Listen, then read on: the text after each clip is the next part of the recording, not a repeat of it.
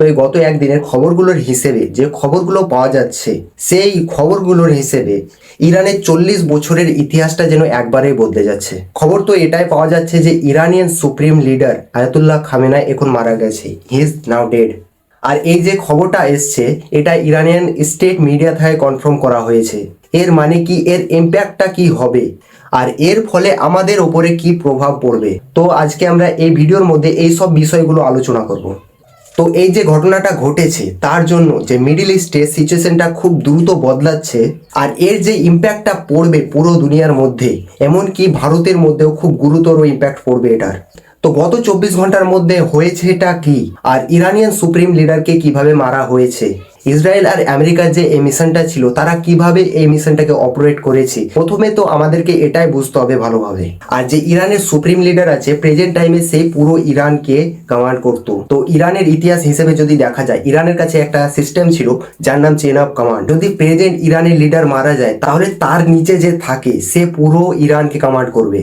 তো যদি এই সিস্টেমটা তাদের মধ্যে বেঁচে না থাকে, তাহলে মিডিল ইস্টের যে সিচুয়েশনটা হবে সেটা একটু শান্তময় হতে পারে। আর যে দুবাইয়ের এয়ারপোর্টটা আছে সেটা আবার খুলতে পারে, আর যে তেলের দামটা আছে সেটা আবার কন্ট্রোলের মধ্যে আসতে পারে। আর যেসব কিছু কান্ট্রির বাইরে থেকে আসে আমাদের কান্ট্রির মধ্যে, সেসব কিছু দাম কন্ট্রোলের মধ্যে থাকতে পারে। আর যদি এই সিস্টেমটা তাদের মধ্যে এখনো বেঁচে থাকে, তাহলে মিডিল ইস্টের অবস্থাটা খুব শান্তময় হবে তা মনে হয় না। আর এর সাথে সাথে থার্ড ওয়ার্ল্ড ওয়ারের যে পার্সেন্টেজটা আছে সেটাও বেড়ে যাবে। তো the Iranian supreme leader Ayatollah Khamenei মারা যাওয়াতে ইরানের যে চেন অফ কমান্ডটা আছে সেটা কি সত্যিকারের শেষ হয়ে গেছে, না এখনো আছে? কি দুবাইয়ের এয়ারপোর্টটা আবার খুলবে? ইরানের যে স্টেট অফ হরমুজটা আছে সেটা কি আবার খুলবে? ইরানের যে পানিপথগুলো আছে সেগুলো কি আবার খুলবে? কি জনগণের ওপর কি আবার কি মিসাইল পড়বে না? ইরানকে ছোট বা কম শক্তিশালী দেশ বলে কখনোই মনে করবা না। ইরানের কাছে প্রথম থেকে এমন এমন ওয়েপন ছিল, ব্যালিস্টিক মিসাইলগুলো ছিল, যার কারণে আমেরিকা ও ইসরায়েল দুজনেই তাকে ভয় করতো। মানে ভাবতে পারো সে কতটা শক্তিশালী। তার সাথে তোমরা এটাও ভাবতে পারো, যদি তার কাছে এখন নিউক্লিয়ার ওয়েপন থাকতো বা নিউক্লিয়ার মিসাইল থাকতো, তাহলে সে কতটা পাওয়ারফুল হতো এখন।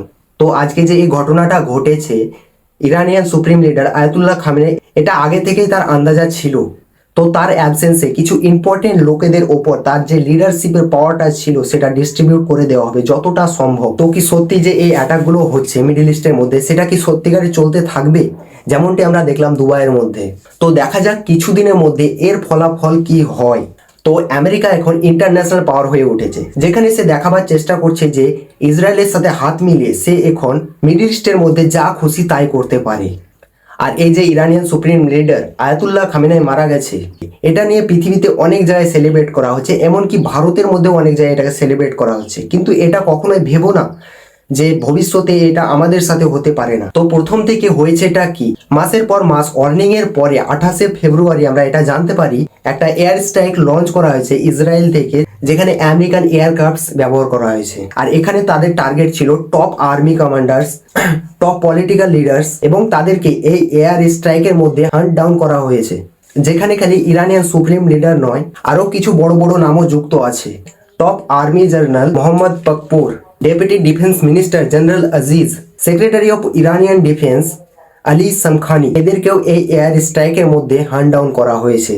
কিন্তু ইরান কখনোই এটাকে রিভিল করতে চায়নি তাদের সুপ্রিম লিডারকে কিছু ক্ষতি করতে পেরেছে। কিন্তু ইসরায়েলি লিডার নেতানিয়াহু কোনো না কোনো জায়গায় বারবার এটা কনফার্ম করছে যে তারা অনেক সাইন পাচ্ছে যে ইরানিয়ান লিডার আয়াতুল্লাহ খামেনেই এখন বেঁচে নেই।